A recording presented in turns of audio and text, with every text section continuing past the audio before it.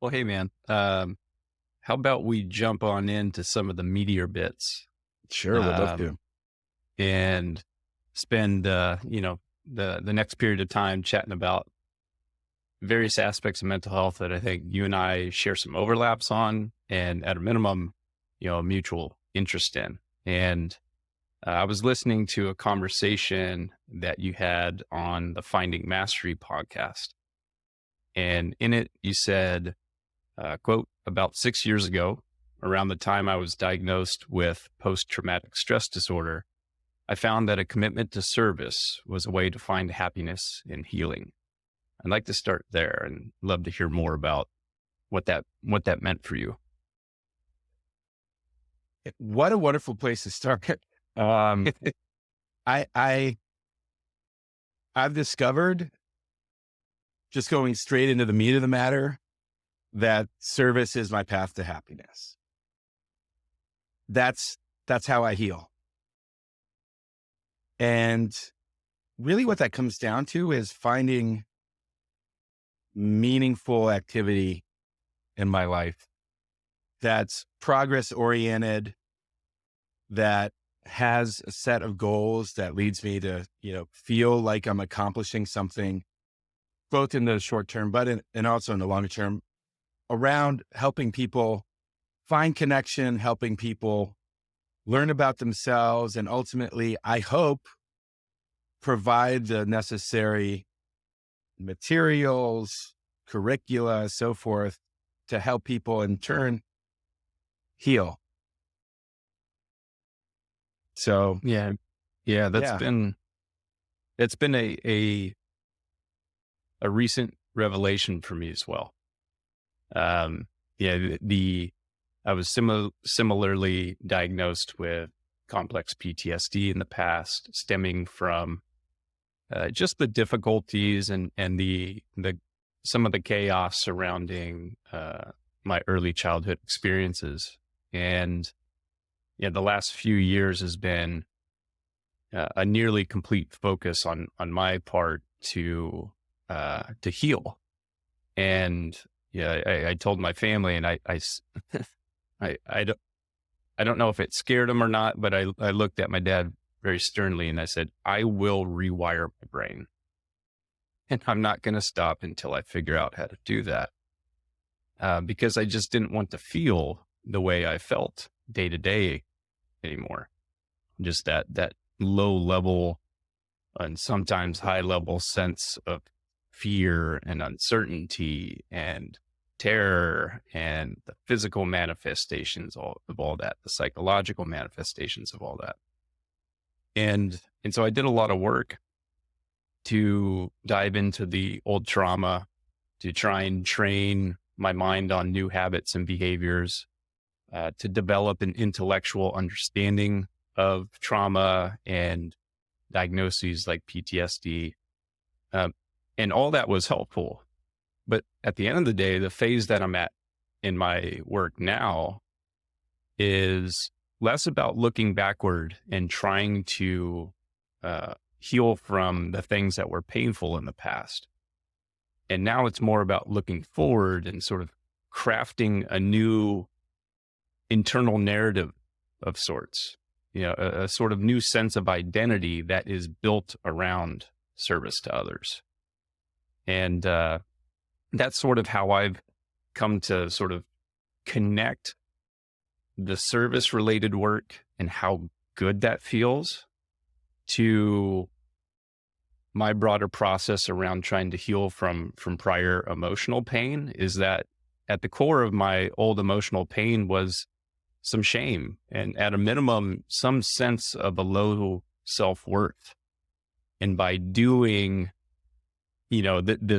this work that is intended to help other people, it's like I'm going into that old core narrative of low self-worth and slowly editing it, or like polishing it, right? And giving it this new veneer where I feel, yeah, I'm a good dude.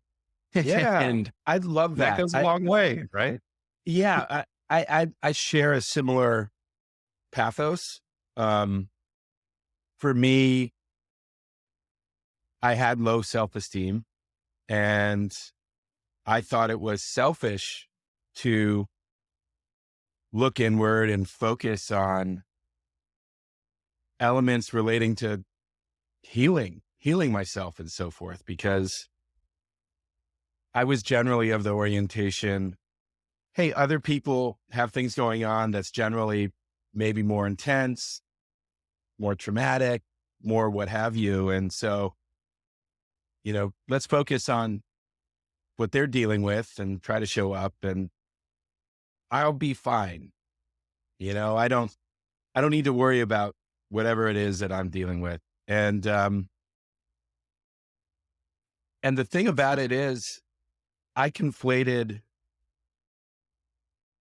self-love with being selfish for a long period of my life. And I actually, in terms of reconfiguring that way of thinking about things, that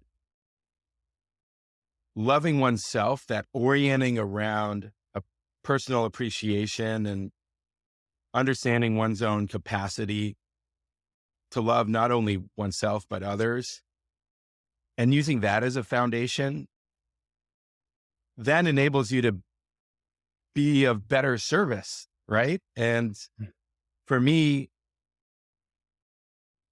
it actually started from thinking about, hey, how can I be best of support to others? And if you have low self-esteem, if you're not taking care of yourself, if you're constantly feeling activated, meaning, in fight or flight, in a parasympathetically elevated state, you're not able to focus in the way that you need to. You're not as measured.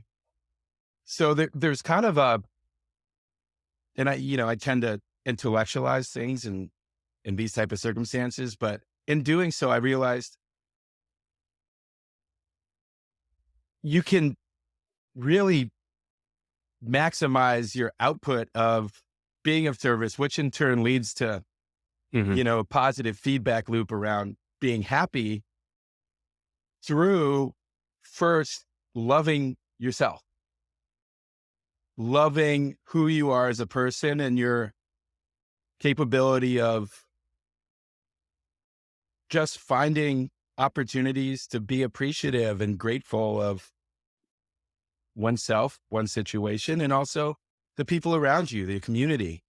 No one can ever take that away from you. No, not at all. Not at all. And you said something that I really grabbed onto there. Like you said, like, basically you learn to love yourself first. And then it's through that self-love where then all of a sudden you feel this new and immense capacity to be able to feel that way towards others.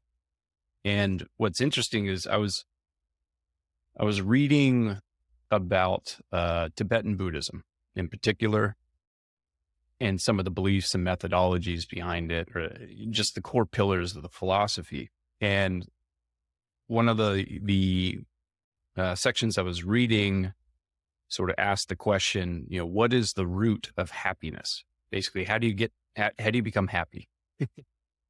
And the answer from their perspective is that the root of happiness is sort of step one. It begins with suffering. And everyone suffers in one way or another.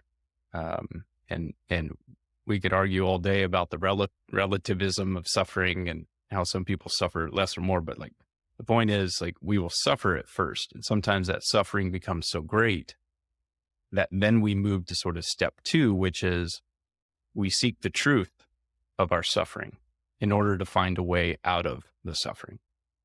And seeking the truth in the modern context could be getting a therapist and taking a psychoanalytic approach and sort of digging into family history and family of origin stuff and looking at your behaviors and feelings and just, the entire approach to just trying to arrive at that intellectual level of understanding, right? At least to begin with. And so you start with suffering, and then you seek the truth of your suffering.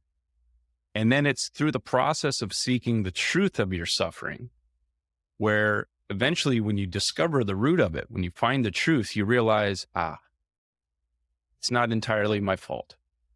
It's not because I'm a terrible person. Maybe I did something that gives me a sense of guilt, but that's different than the shame, because shame is believing I'm a bad person, and guilt is, oh, I did something that is bad, but I'm not a bad person, right? There's a huge difference there. Yeah. And Yeah. And yeah, and so real quick, just to run through the next steps of it, and why what you said really captured my attention is, when you get to the truth, that's when you start to forgive yourself. And that kicks off the process of self-love. And that kind of moves you into the next phase of like, okay, now I'm going to treat myself like the good person I understand myself to be, and start doing the things that will help me heal. And then once you have sort of demonstrated compassion towards oneself, then you move to step 4, which is compassion towards others. And it's living in a way that is compassionate towards others and oneself, where happiness is discovered.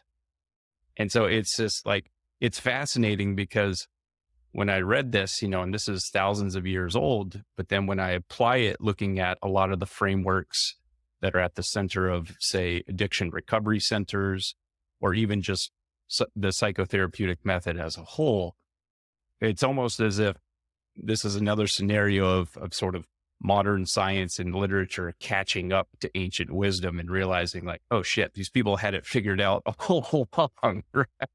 Yeah. I love that. And I'm really appreciating, the insight there. For me, the suffering, the pain, in many ways excavates your being, right? You're exploring the depths of yourself and your capacity or lack of capacity to manage, to be resilient, to understand your capacity to love and to deal with, adverse events. Ultimately though, it creates a well, right? And Right. the thing is, the deeper you go, the more, the greater the depth of that well. Mm-hmm. And some of the more profound people I've met have been excavated, right? They've just gone to the depth, and then they fill that well. And the thing is that, it's suffering doesn't stop, right? It's just the capability to experience suffering in new, unique, and profound ways enable you to further explore your experience, right? Yes. Of course, for me, I'm not, of course, but in my circumstance, I'm always seeking to understand my experience as a way of further being of service, to further understand how I can help. And I tend to orient towards systems thinking, and the more that I understand, my personal pain, what I went through, and can then look at the broader system at work, whether it relates to mental health system, behavioral health system, the healthcare system, the economy, what have you. But you look at your personal experience and then say, hey, I experience X, Y, and Z is broken, and have a ability to advocate for change. And I wouldn't have even identified those opportunities had I not gone through this process of suffering and pain. Mm-hmm. Does that Yeah, make and I sense? think this totally. I think when I chat with folks, especially right now, given that there's a lot going on in the world, it's common to come across a very negative sentiment. It's like we're unhealthy and we're getting mentally ill and then fighting with each other. And then there's global conflict and there's all these things. And specifically on the subject of sort of the general well-being of the American population or the Western population more broadly is, yeah, our physical illnesses have continued to accelerate as a byproduct of our lifestyle and the food that we eat. And then our mental illness is, going to reach epidemic proportions, and it's going to run its course. And I sit there and I say, yeah, I don't feel as much fear and negativity. Instead, I sort of accept it in the sense of like, just like an individual often, not always, but often has to go through real suffering in order for a deep transformation to take place. Again, in that Tibetan Buddhist framing of like suffering is the thing that is at the starting line of the path towards happiness, is at the level of culture and country. The same is true. If you think of the American population as, Andy, and, Andy hit a period of suffering, and the American population is, it feels like we're going deeper into that pit of suffering. And what that implies, though, is I think it's going to plant the roots for our culture, hopefully, to then look much more closely at ourselves and seek the truth around, okay, what did we get wrong in those first, 1 or 200 years, right? And how do we course correct? And some of those, I can sense some of those elements already in the culture here and there. Just, the fact that there's broader conversations around subjects like mental health to begin with, and that there are well-known people speaking up about it frequently. Yeah, that's a great sign. But I suspect, we've got some more pain and suffering to feel at the level of culture before sort of the culture as one whole entity then starts that process of truth seeking, compassion towards self, and then living more compassionately towards the rest of the world. That is my hope, assuming that at the level of culture, it follows the path that it typically does at the level of the individual. Yeah, I agree with you. I think late stage capitalism brings with it a bunch of accoutrements that leave us numb and distracted. Yes. And what I mean by that is, if you're an entrepreneur and you're seeking to be successful, whether it's with technology or with physical goods or so forth, what you're generally doing is seeking to optimize a process of usage. And in the case of, say, consumer technology or consumer goods, you want people using your product generally every day, right? And the distribution mechanisms, this applies to pharmaceuticals too. I mean, it's like the healthcare system has this orientation as well.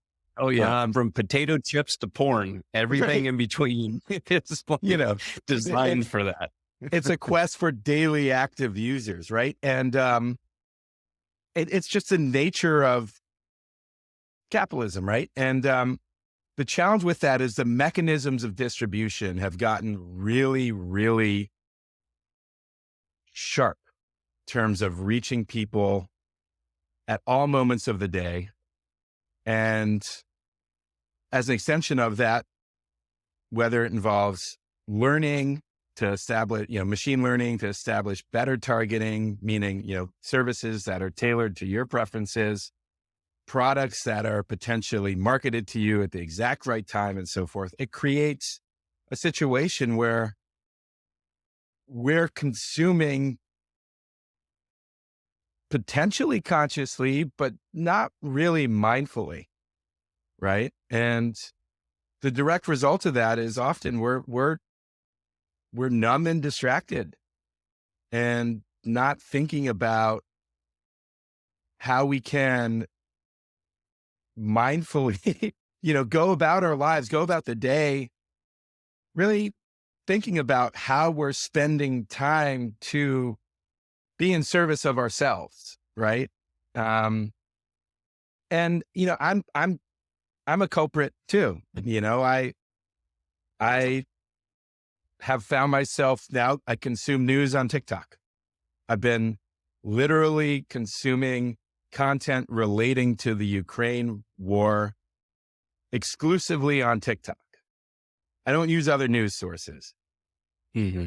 It's generally pretty unhealthy from a distraction perspective to do that, because I'm not going into a process where it's like, hey, you know what I'm going to do 10 minutes from now? I'm going to consume some content relating to news. It's literally, I'm impulsively open up my phone and I spend 10 minutes mindlessly swiping through this, this platform, and there's not a mindfulness to it. That same thing applies to if I'm not being conscious in terms of how I'm eating, how I'm exercising, how I'm doing things. I default to a numb and distracted mode. And that's our default now in, at least in the United States. There are some cultures that are similar, but that default mode is not good for our mental health. It's generally not good for things like, the rest of our body's mechanisms. Certainly not good for things like the metabolism, if you're talking about processed foods and sugar and things like that. And yet at the same time, I love all those things. Not as much processed foods. I find that the more processed foods I eat, the sicker I feel. But sugar, historically I used to self-medicate using alcohol for years, and I just wasn't mindful about how I was spending my time. And I think that's our default. Yeah. And it's especially difficult when, so to cover a couple important points you made there is I agree. It's when I think of capitalism and when I think about anything, it is neither fundamentally good nor fundamentally bad. The intention and the wisdom behind the intention is what can take anything and point it in a direction that is positive for people or negative for people. You can take water and you can save someone's life who is on the brink of heat stroke, or you can put it in a cannon and pour it and spray it at peaceful protesters. Right. Totally. And capitalism is no different. And from my perspective, the answer lies in moderation, right? Because it's undeniable that this system of creating goods and services and the incentive structure around it is the most powerful system in human history in terms of being able to bring people out of abject poverty at a really fast rate. And you can see that in every developed market around the world, hundreds of millions of people in the course of a single generation, being brought out of really dire day-to-day environments. But if you overshoot the mark, you end up where we're at, which is, numbed out all day on every addictive thing you can imagine being instantly available with, a smartphone. And that is the rocket fuel for a very powerful economy, but it comes at the expense of the health and the well-being for the average person, in conjunction with very significant risk to our natural environment. And I'm not in the camp of, hey, by X year, the world's coming to the end because, the climate science says. I don't think we can be that falsely precise over measuring something that is that complex. But I'm absolutely in the camp of, well, we can only piss in the pool so long. Yeah, Like totally. it's, and we're all swimming in the same pool. So let's not mindlessly and arbitrarily piss in it so much that everyone's got to get out. Right. Like, that's not a good outcome. And so I fully agree with you. Yeah, that's where I'm hopeful and optimistic that, again, this sort of period of sort of cultural pain and suffering that we're going through, and that may likely accelerate for a while, will lead not only to the wisdom at the level of culture around how to live more healthily, but potentially plant the seeds for sort of a forking of our current economic system, where it's like, well, let's take the meat and potatoes of what makes it great, but let's augment it in some ways to where it maybe plugs the gaps or removes the downside risk of everything that you pointed out around an incentive structure just designed to get people hooked on stuff all day. Like that, Yeah. that's clearly not going to succeed in the long run. It can't. Well, I think something that I've noticed is that in aggregate, human belief systems tend not to factor in exponential or logarithmic thinking, Mm-hmm. whether this involves the exponential growth of technology or, the logarithmic, if you want to call it growth, or the logarithmic impact of, systems failure for the environment, right? It's literally network failure in situations when cycles spin off course, right? And humans are resilient. Nature is resilient in many respects. I think the challenge will be in the coming years, is reorienting our approach to thinking about how we take care of ourselves as part of kind of a greater system, whether it's a community, whether it's an ecological component, because, the network failure of ecologies is not something that we can we're grasping that well, right? And we're going to see failures. I'll give you an example. The die off of the snow crab population, right? It's hard. You read the bits of news around it, and it's like the headline is, "What happened to all these snow crabs?" And the thing is like, well, that's an example of network failure, right? That's an ecological system failing based upon change. And we need to start really understanding the system's impact that our activity is creating if we're going to establish systems change. And,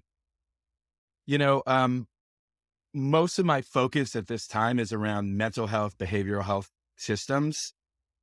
The concern for me, and the reason why I'm, discussing climate change leading into this, is we likely have a runaway situation with our mental health collectively, Mm-hmm. if we don't take care of ourselves. And that runaway situation involves, there's a, from a scientific or biological perspective, there's a simple way to frame it, that the body has a capacity to manage stress. It's called our allostatic load. When that allostatic load is surpassed, we get freaked out, we get dysregulated, we get anxious, we get, all sorts of things happen to us. And contemporary life, contemporary culture is stressful. You have a lot of different inputs, new ones every day. We consume all this content. We're eating all these things. We're over marketed to, and it's stressful.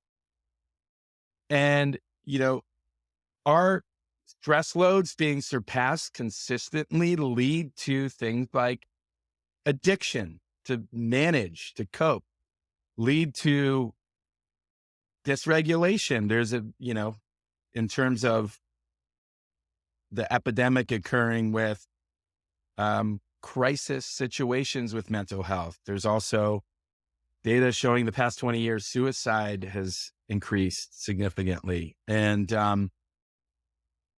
for me, that's indicative of a potential runaway situation. And so we need to treat it in the same way as we're viewing climate change and so forth. Mm-hmm. Yeah. Yeah. And it's interesting that another statistic to reinforce that point is, I think it was in around 2013 to 2015, in that time range, where it was the first time in human history where the majority of humans were now living in major metropolitan areas. And so you've seen over the last couple hundred years, coinciding with the Industrial Revolution, a mass migration of the human population from being this sort of dispersed group of people in agrarian societies to then aggregating around these mega cities. And there were plenty of incentives to do so, because those were the cities where production was taking place. And because production was taking place, then all the downhill benefits of, okay, I go to the city, I get a job, I get pay, I have a place to live, I can afford food, and then so on and so forth, to where, people move to cities because of the sense of sort of safety that it provides in some ways, all the way down to access to clean water and medical care. And so there are all these real incentives to aggregate in these city centers. But then, to your point, it asks the question of like, well, nothing in the universe happens in a vacuum. So if the aggregation of these major cities is taking place, what is the downside? What is the trade-off of that? And I think one of the trade-offs is exactly what you pointed out, which is we go from living in these dispersed, more peaceful, nature-connected environments to then all of a sudden we're crammed into boxes surrounded by millions of people. And the more ancient parts of our mind and our nervous system are overstimulated constantly. And then we have this elevated level of stress. And then that is constantly flowing through our body and producing all sorts of negative consequences for near-term and long-term health. And I've been thinking about it quite a bit, where I almost think of, just to draw a parallel to the world of software, you might appreciate this, right? Is kind of a comparison to like monolithic infrastructure versus a microservices infrastructure. And, monolithic being that one massive, difficult to edit, difficult to change code base that you can only occasionally sort of merge new code into it at the pace of once every 3 to 6 months, right? Versus a microservices architecture where you then take this monolithic code base and you blow it up into hundreds or thousands or even, tens of thousands of like smaller specialized services that then are all sort of like orchestrated and coordinated together. And that comes with the benefit of it's easier to edit, it's easier to change, it's more secure in certain ways. And it's led me to think of like, well, maybe human civilization is sort of going through that transition of, first we moved to monolithic architecture in the form of these big cities close to natural resources. But if you think about, like, take California, for example, let's say that this dry period continues for 50 more years or 100 more years. What is our ability to move a couple million people from an area that may turn into a desert? It's very hard to move the population of San Francisco, right? But in a future state, if you have, imagine like fewer of these massive monolithic cities, but more, many, many more of these sort of mid-sized, dispersed, somewhat interrelated cities that sort of use like a shared network of resources. That is a population that I think could not only benefit from a reduction in mental illness and physical illness, because it's no longer sort of connected to that culture of big city living that can make people quite ill, but may in fact also make civilization a bit more sturdy and sort of catastrophe proof, if you will. Right? Yeah. I couldn't agree with you more. There were in the development of big cities, arguments around developing infrastructure that could support, mass public works projects, energy infrastructure, and so forth. And, there was an argument for that. The challenge is if you look, like, I'm going to use, I don't know if this is a faulty analogy or not, but just bear with me here. A city has a stress load, right?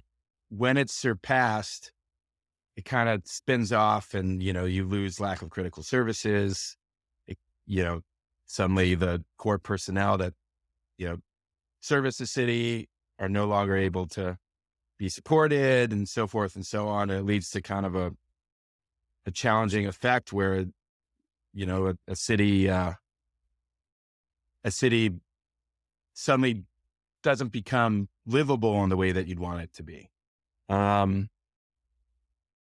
I think in the US, where we've seen this occur is like Flint, Michigan, areas of, the Rust Belt and so forth, in which you have a flight of people or jobs, and ultimately it leads to a city being undersupported or so forth. And then it just is, suddenly all the stressors that lead to living in a city increase because you lack critical services and so forth. So the question would be, and again, I don't know if it's a faulty analogy or not, is if you can distribute the usage of resources, the infrastructure and so forth, when you have a stressful environment like displacement of a sector or so forth, can that network then support that displacement?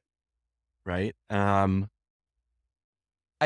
I think, the thing that I would relate it to, or the cultural phenomenon I would relate it to, is in strong knit, community oriented cultures, you have a family go through a challenge, and it's not like that family is then isolated, cut off, in debt, and totally,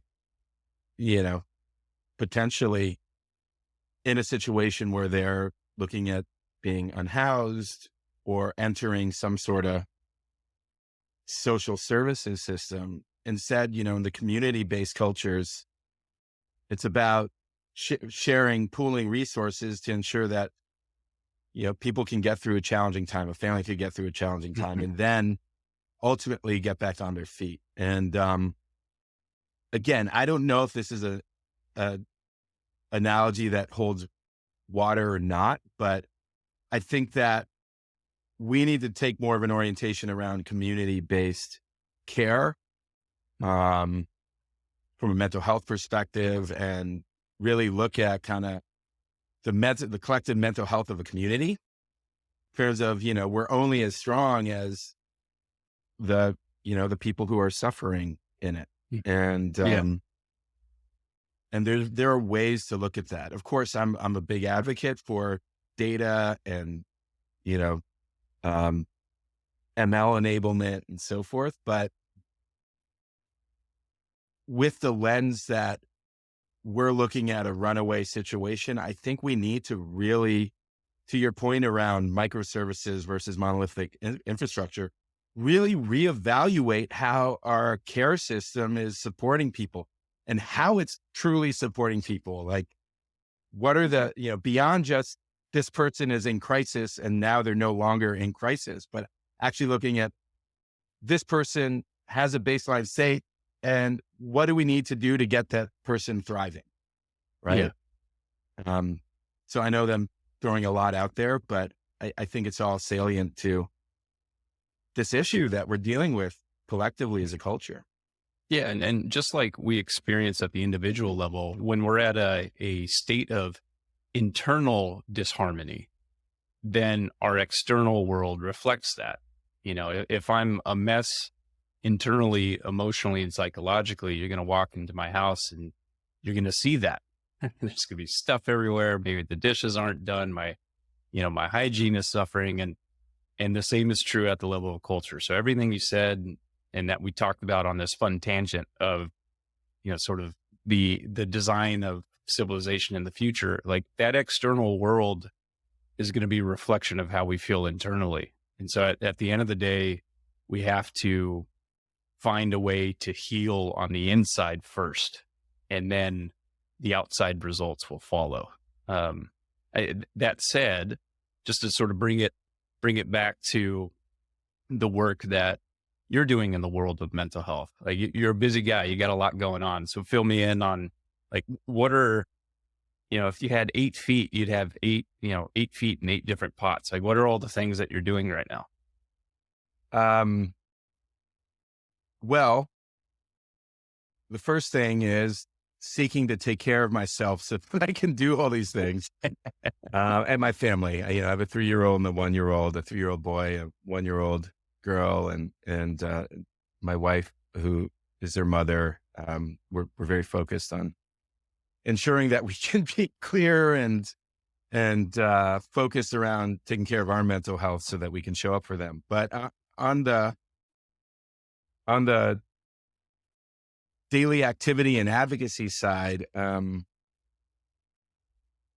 what I'm very focused on is taking a systems-based approach to change. I have a company. It's called PYM, PYM. It stands for Prepare Your Mind. It was an acronym that we created. Well, actually, that was given to me by my father. It's my middle name, PYM. He gave it to me because he thought it sounded vaguely Welsh. He was the entertainer, Robin Williams. And when I created this company, PYM, we wanted to create basically an acronym. So Prepare Your Mind was what we created. And that company that I co-founded with my wife, Olivia June Williams, is focused on providing natural evidence-backed solutions, supporting specifically neurotransmitter health, but expanding into establishing daily rituals around what we call mental hygiene, which is focused on specifically, to start, nutrition, but we also want to advocate for and educate people around fitness, mindfulness, meditation, therapy, community support, things that I believe are very helpful for people in certain contexts, like intermittent fasting and breath work, and a process called Kaizen, self-improvement, that I love as an incremental kind of progress activity that has been helpful for me. But we created this mental hygiene company because I needed ultimately a mental hygiene ritual for myself to get through the really dysregulating time for me after my dad died by suicide. And the advocacy work that I do, which I'll delve into a bit further, was helpful for the post-traumatic stress disorder that I was diagnosed with, but it didn't necessarily help the generalized anxiety disorder, the depression, and my usage of unhealthy means like alcohol to manage and cope with all that. And so Olivia, who has a similar journey to me through her experience in terms of her sister dying by suicide when she was 10 years old, and her taking a journey around learning about things that she could do to manage her well-being, specifically around nutrition and also mindfulness and so forth, to help get her through a very traumatic period in her life. And through her learning, she introduced me to nutrition. And so we've gone really deep on nutrition at our company. And we launched a new product set called the Mental Hygiene Kit. It's very focused on elements of nutrition that you can use to manage your neurotransmitter health. The data that we've seen is that the majority of Americans have neurotransmitter deficiencies of some sort. And in part, those can be managed through nutrition. There's other elements too that require a thoughtful approach to, daily rituals to help better manage our neurotransmitter environment. But in part, or specifically with our company, we're focused on the nutrition element, nutrition side of the spectrum. So that's what I do with my company. And, we take a portion of proceeds and we give those proceeds to mental health organizations. And also we want to be an advocacy focused brand, like Patagonia stands for sustainability, or Ben and Jerry's stands for conscious consumption. And so that's what I do in the private sector. It's a lot of fun and it's hard operating in this environment, but we have a great team. And then on the advocacy side, I work with 4 organizations closely. I work with an organization called Bring Change to Mind, which is focused on providing peer-to-peer support programs for high schoolers specifically. And it's involved with a couple universities, but its stigma reduction campaigns and programming are oriented around supporting young people. That was founded by the actor Glenn Close, and I've been working with that organization for almost 7 years at this point. I work with an organization called United for Global Mental Health, which is currently working with the WHO and establishing a framework to decriminalize suicide internationally. So there's over 30 countries in the world that still criminalize suicide. Oh, wow. I didn't know that. What does that look like when you say criminalize? It means if you were to attempt suicide and it was known and authorities were alerted of it, you would be looking at facing jail time or prison time. Wow. And it's highly stigmatized, mental health all throughout the world. And in situations when you're feeling suicidal ideation in an environment where it's criminalized, you have to figure it out on your lonesome, right? Or with, or discreetly amongst the community. So we're working on campaigns to help decriminalize that so people can get the care they need if they're feeling suicidal. So I work with United for Global Mental Health, and I have for, at this point, 4 years. And that's an international advocacy organization. I also work with an organization called Project Healthy Minds, which is focused on developing anti-stigma campaigns, stigma reduction campaigns, and also building out a technology platform focused on helping people discover the mental health supporting solutions that work best for them. Mm-hmm. And that's led by the wonderful Philip Shermer, is that right? That's Phil Shermer. Yeah, wonderful human being. And we've got some really exciting stuff in the works that we're collaborating around. But Project Healthy Minds is very much focused on establishing change with companies, company cultures, perspective around media and media companies talking about mental health, in addition to creating this platform. And then the fourth organization I'm involved with is an organization called Inseparable, which is a 501c4 focused on pragmatic policy change around parity, access, and quality of care. And they've been involved with several initiatives in states and on a federal level focused around establishing pragmatic policy change. And so, that's a snapshot of what I'm doing. In terms of kind of the broader strategy, it's really about identifying the systems change opportunities and looking at programming, awareness, research, policy, advocacy initiatives, and understanding how you can optimize allocation of resources to catalyzing change. So, the thing that I'm particularly excited about is opportunities around creating better open access data environments that could then have learning layers established on it to create better insights, better support for populations, and go beyond just a paradigm of, you match to a certain situation on the DSM model. And so we're going to, throw meds at the situation and hope it sticks. Right. Because we can establish a much more refined model if we know more about an individual. I have no compunction with how certain environments help people. The clinical healthcare system relating to behavioral health, mental health helps millions upon millions of people.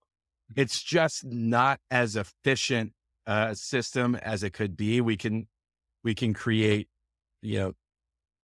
several factors more efficiency and establish much better outcomes with more data, better learning, and more interventions available at lower cost to people. Yeah. And with more data too, it's for folks who have tried to invest in getting a lot of mental health treatment, and they inevitably find that very little of it, if any, is covered by insurance. And, and it's not to say insurance companies are evil. I don't think it's beneficial, in the course of trying to shift the narrative and to create the results we want, to say insurance companies are evil. Like, well, if their business model depends on the math working out, right? Like it's understandable that they would say, okay, we're going to turn these things down until we have math that shows that the math works for us. And the way to get there is we need a lot more data to be captured on the broader world of mental health disorders and the treatments that show high efficacy. Because then when we get that data, then the case can be made on their side around, okay, here's how we can get the numbers to work and we can start to support more people, right? Totally. The insurance industry is a byproduct of human culture and human activity, right? And, the data, and I want to be considerate of patient privacy, people privacy. You can get that data in a de-identified way where you can then create more robust actuarial models, which in turn enable payers, the insurance industry, to see, hey, look, we're actually saving money when we're focused around, supporting prevention. Crisis care triage is extremely expensive, whereby, the solutions are tens of thousands or more, hundreds of thousands of dollars in some situations of care that's required, and prevention's a factor less expensive than that. Oh yeah. But without the data there, without us really looking at, how is someone's lifestyle, how does the different elements of how they go about their day combined with, the DSM model and the coded care model and so forth, in turn enable us to augment that math, that right. data, that existing data environment that would lead us to say, hey, deployment of resources at X earlier on in somebody's life before they've hit crisis is far more efficient than, where we end up. Yeah. And so, yeah. Yeah. And Dr. Gabor Mate, I don't know if you've listened to his stuff at all, but he's phenomenal on the subject of childhood trauma and addiction. And one of the basic analogies he gave is he said, like, look, if I go into the doctor today and I say my chest hurts, the doctor doesn't know if I have heartburn or if I'm having a heart attack. So the first thing that they do is they say, well, let's go inspect the organs, right? Let's do some x-rays, let's do some MRIs, maybe some blood work, you name it. Let's measure the organ of the body to collect the data that we need to then say, okay, it's not a heart attack, it's heartburn. Here, take this antacid, right? And then we know what the appropriate treatment is. But when somebody presents to a therapist and says, I'm depressed, the therapist says, okay, tell me what happened. Let's talk about it. And it's not that that's bad, but the process of organ inspection is absent in the world of mental health. And so some of the areas that I'm really excited about are, and it's going to take time, is I imagine a future where somebody presents to a psychotherapist and says, I'm very depressed. And that kicks off a process of maybe sort of blood biopsy style analysis of what's going on with their neurotransmitters. Let's do different brain scans to identify, well, the generic definition of depression doesn't imply that there's only one type of it. It's much more multifaceted than that. So let's inspect the brain. Let's see if we can identify what's going on.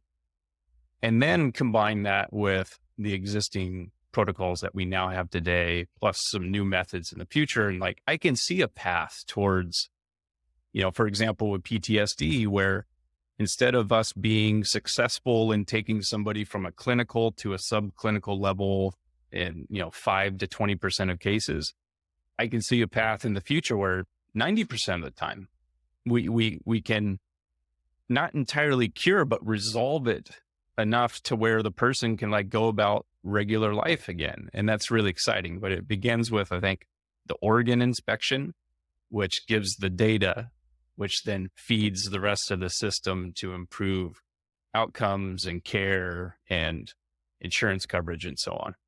I couldn't agree more with you. The more I learn about the systems that exist, the more I've discovered there is enormous opportunities for innovation. Enormous. Mm-hmm. You talk about identifying blood markers, blood biomarkers, or as an extension of that, brain activity, so forth. That's extremely valuable. Understanding things that historically have been seen as kind of not related, although they're tangentially, it's been known that there is a relationship, like the body's metabolism. We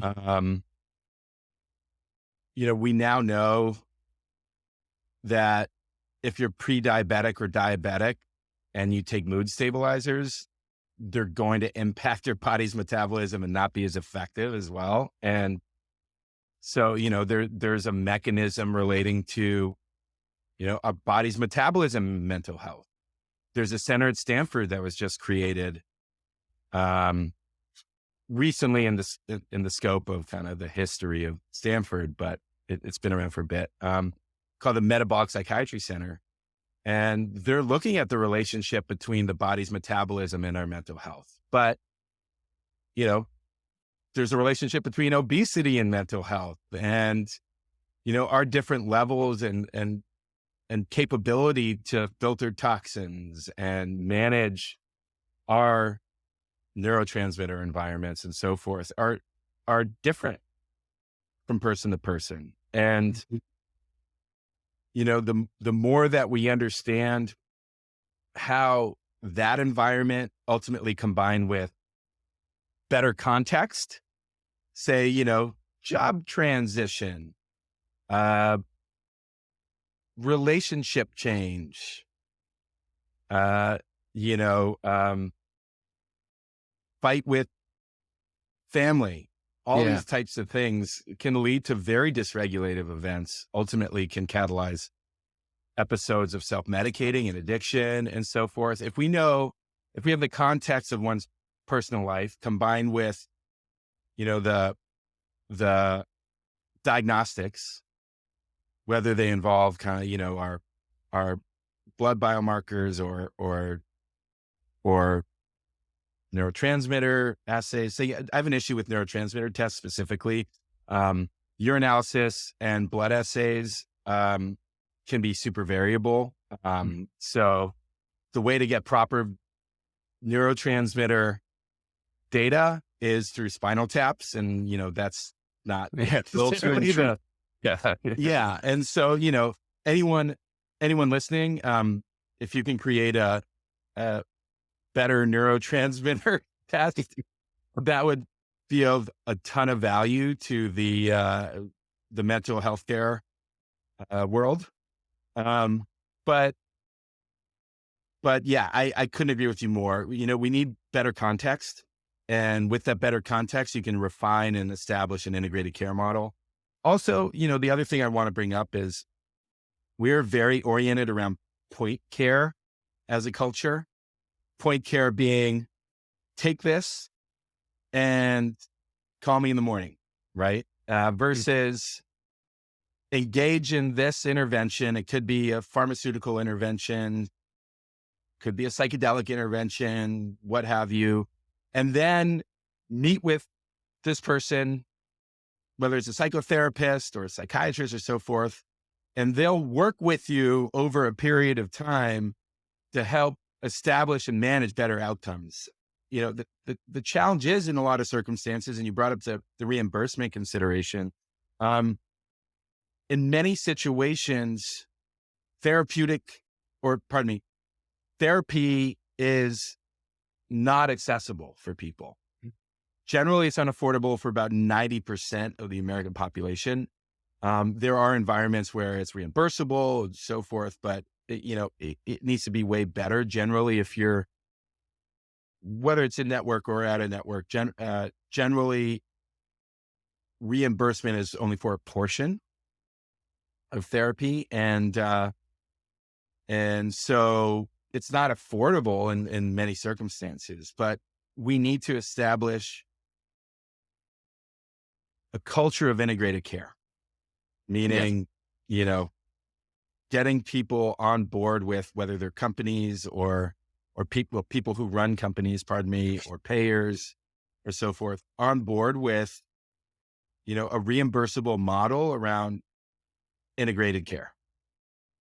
And it's exciting to hear. I wasn't familiar with that Stanford lab of sort of the intersection between body metabolism and mental health, but it's exciting because it's moving towards the what's called the biopsychosocial model of mental health, which was really laid out in sometimes tough to read, but important form in Bessel van der Kolk's book, The Body Keeps the Score.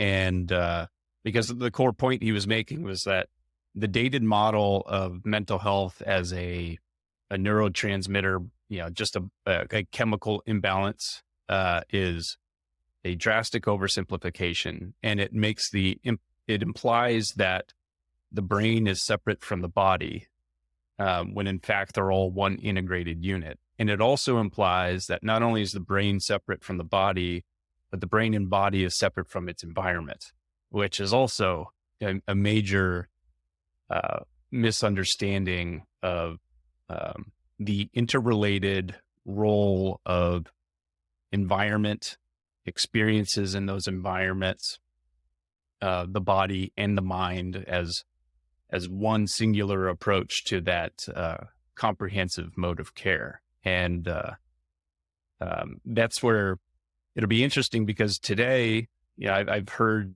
doctors talk about how you can go through medical school and not receive a single lecture on the role of trauma on human health.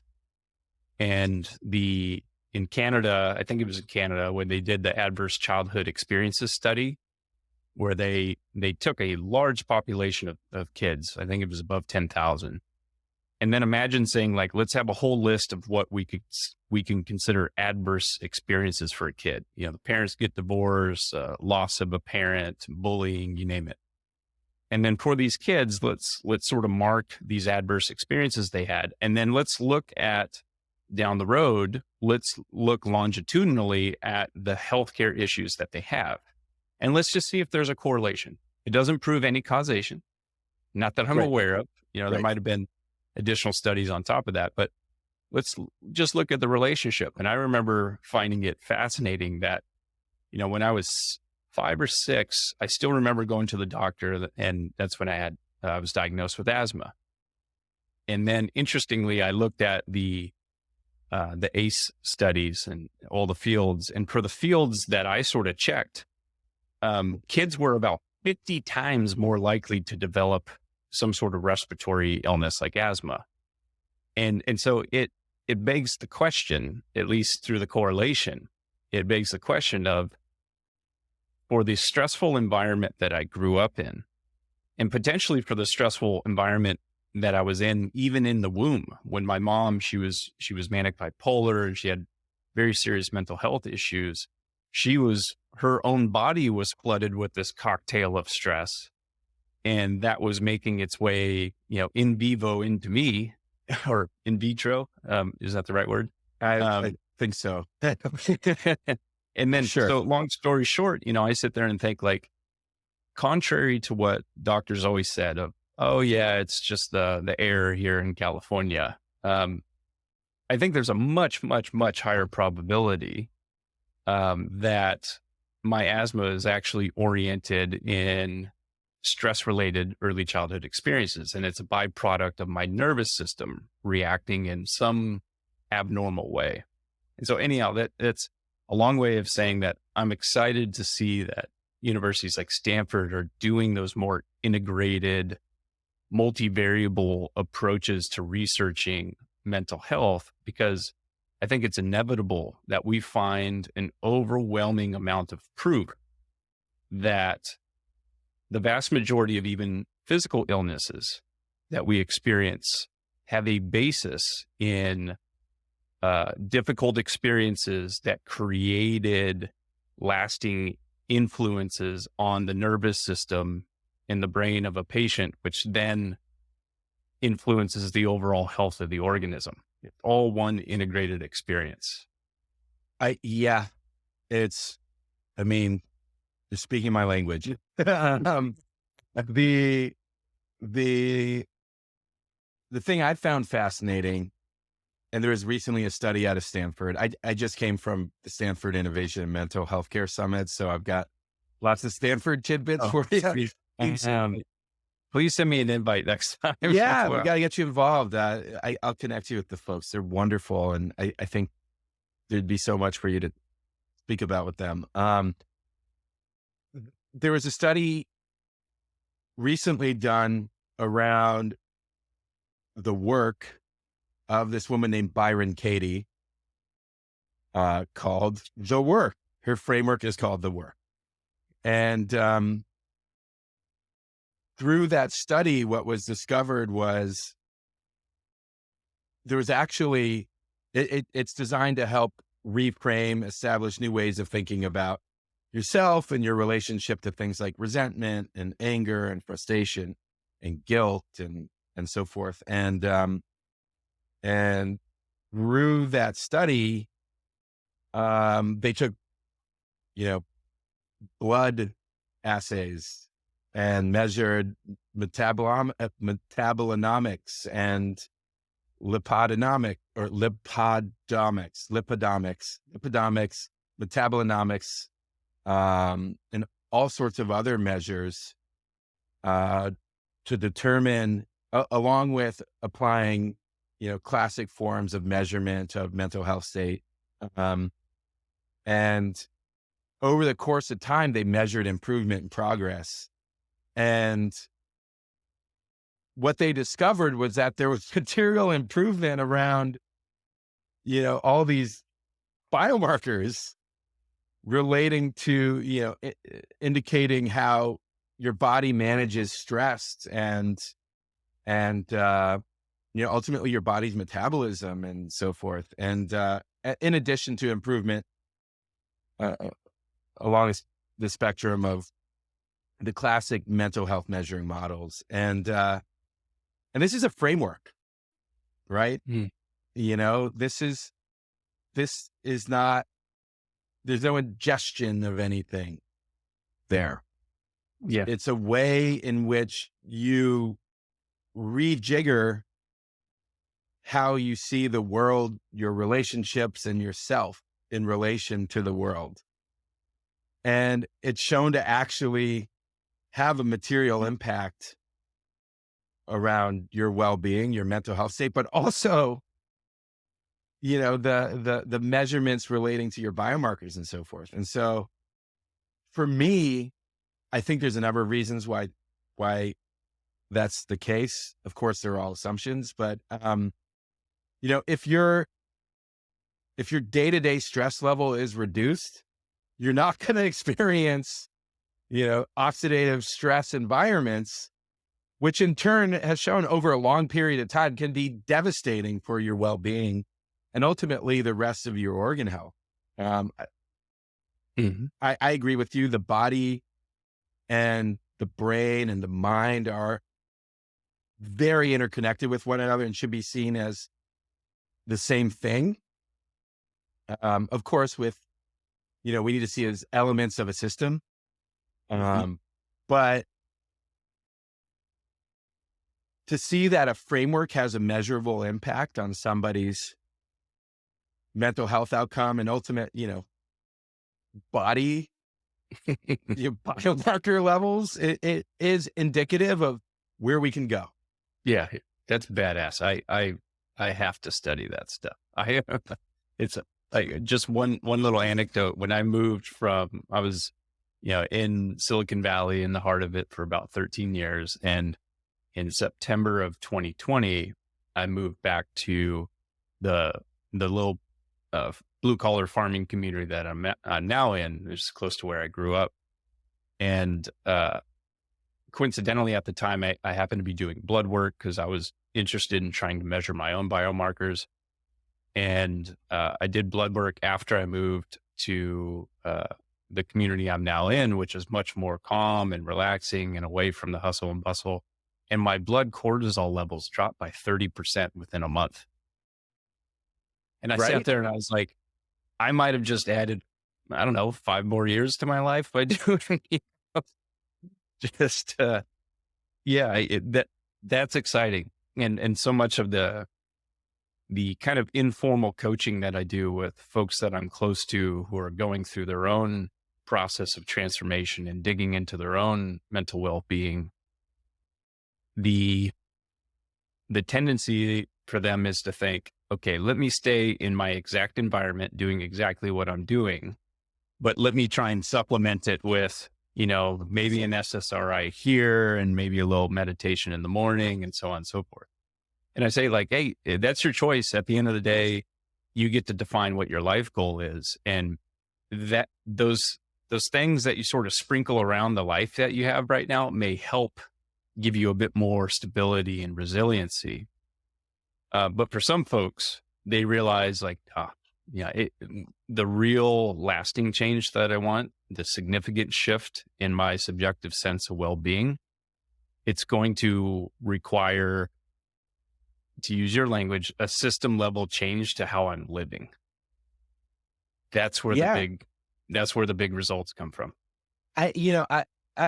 One of the things I'm learning more about now, which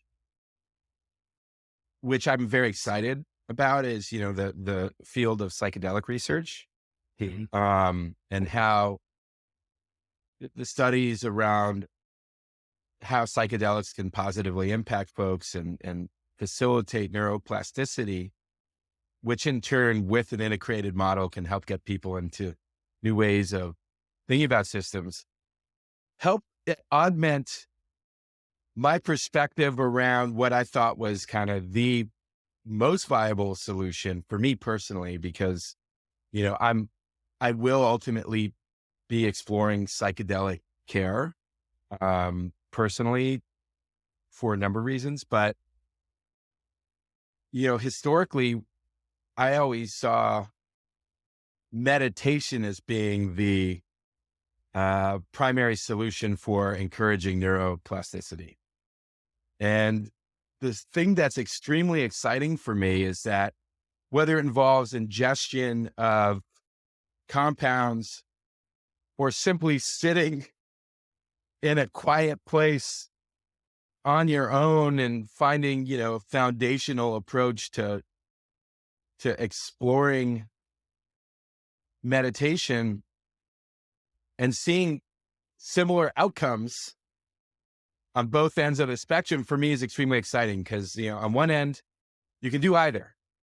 You can, explore psychedelic care for, improving neuroplasticity and then help reshape your way of thinking about things for better outcomes. Or you could do meditation and find and discover ways in which you can encourage your brain and body's processes to heal or improve their outcomes. Or as another alternative, you can combine the two as well. Right. And, for me, I had a bias towards meditation and mindfulness side of things, but I'm realizing it's like there is a toolkit that's expanding that's extraordinarily exciting because for any given individual, there's likely a care graph that involves an optimal weighting for treatments and interventions that work best for that person. And I would say if there's a personal journey of discovery for me, it's helping facilitate the development of that care graph for individuals. Yes. Yes. You nailed it. Like it's the reason why my newsletter, I call it Clues by Andy Johns, is because for the same reason, when I look back at the last 13 years of my on and off again, but now mostly on again process of finding the system that works for me, what I had to do was sort of scan the literature from ancient texts and spirituality and religions to modern scientific literature, try clinical methods, try psychedelic methods, I tried a bunch of stuff and then discovered that, well, there's a little bit of truth for me in, quite a few of these different methods. And that if I assemble them into my own method, that is the answer. And so that's where the writing that I do, these sorts of conversations, my mental model is nobody has a monopoly on what is true in any field of life. And as it relates to mental health, when somebody embarks on their journey of healing, they're searching for the clues of the system that works for them. And that's ultimately the intention of my writing and the other work I'm going to do is like, let me try and surface as many useful clues as possible for other people who are on their path. And then they've got to pick them up and find their method. There we go.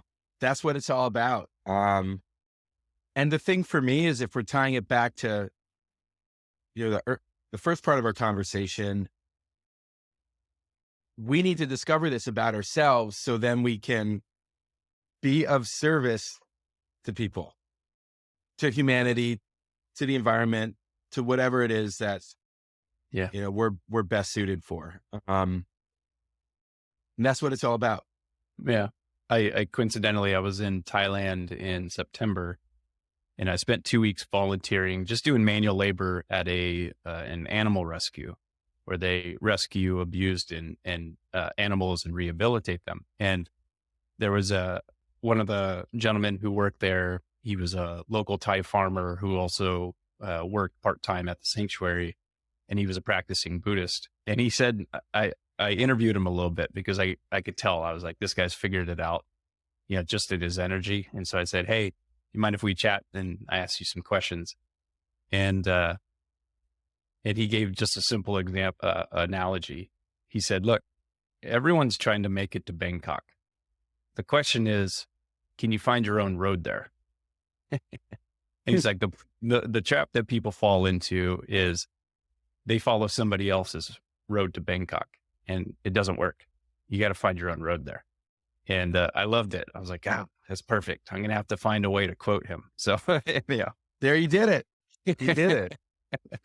Oh, hey, Zach, I know that we're an hour 25 in. I want to be conscious of your time. So why don't we do this? I got a couple rapid fire questions for you. Bring it on. And I'll throw them at you one at a time. We could run through these and then wrap it up. All right. First one. Do you have a favorite quote?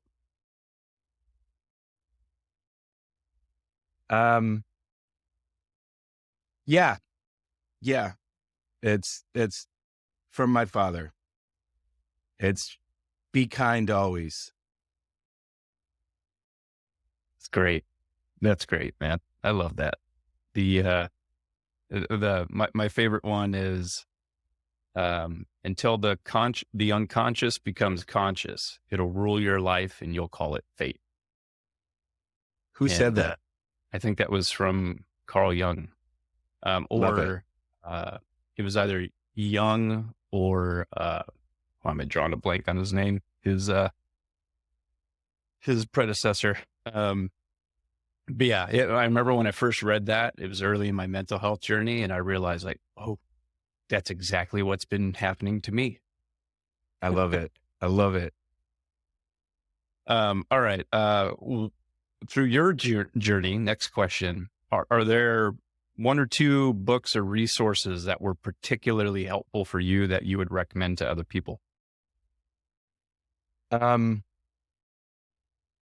One or two resources.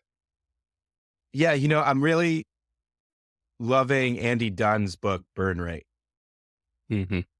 This is a newer resource, but it's so open and vulnerable. And I think we need to be having more open conversations, especially in the world of entrepreneurship and the tech world. And, I'm really deeply appreciative of Andy being courageous there. Yeah, it's fantastic. And there was a gentleman named Jason Portnoy who wrote a book called Silicon Valley Porn Star, where he, he's a successful investor, and he similarly opened up about his struggles with addiction. Another good read. Okay, I'll check that out. I haven't read it. So, and then here's one. What are you most grateful for? I'm most grateful for my family. It brings me so much joy that I can show up and, be a dad and make breakfast for my kids. And so that's an easy one. All right. Oh, this one's a bit of a detour. If you could fight any celebrity, who would it be and why? What celebrity would I fight? Well, question it would be, what would be my goal? Yeah. Right. Or maybe if you could debate, how about that? Sure. Debate. If I could debate any celebrity, I tell you who I wouldn't want to debate is Keanu Reeves, because it would be impossible. I'm just a huge fan of Keanu Reeves. So if I could debate any celebrity, that's a good one. I would say it would have been interesting to debate Peter Sellers. Ooh. Oh yeah. That's a good choice. That would have been a really good conversation. Okay. Yeah, I like that one. He was awesome. Nice. Do you have a favorite meal? Yeah. So I'm a San Franciscan, and Dungeness crab is big in San Francisco. And my grandmother used to spread newspaper all along the kitchen table and make crab with spaghetti. Oh. And so I love Dungeness crab with spaghetti. Wow. What a meal. That I can picture it. Yeah. Messy. It's messy, but it's great. All right. Last one. And this one's a bit more juicy. From your perspective, what is the meaning of life? Plain and simple service. Being of service to our communities and the earth. It's what happiness and finding meaning is all about. Yeah. Amen to that.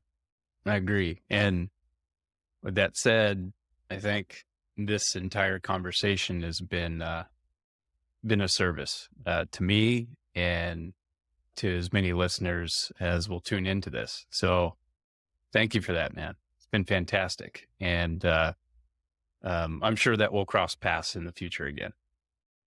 Yes, we will very soon. I have certain folks that I need to connect you with, and I'm just super excited about everything to come. Awesome. All right. Appreciate it, Zach. Thank you. Thanks, Andy.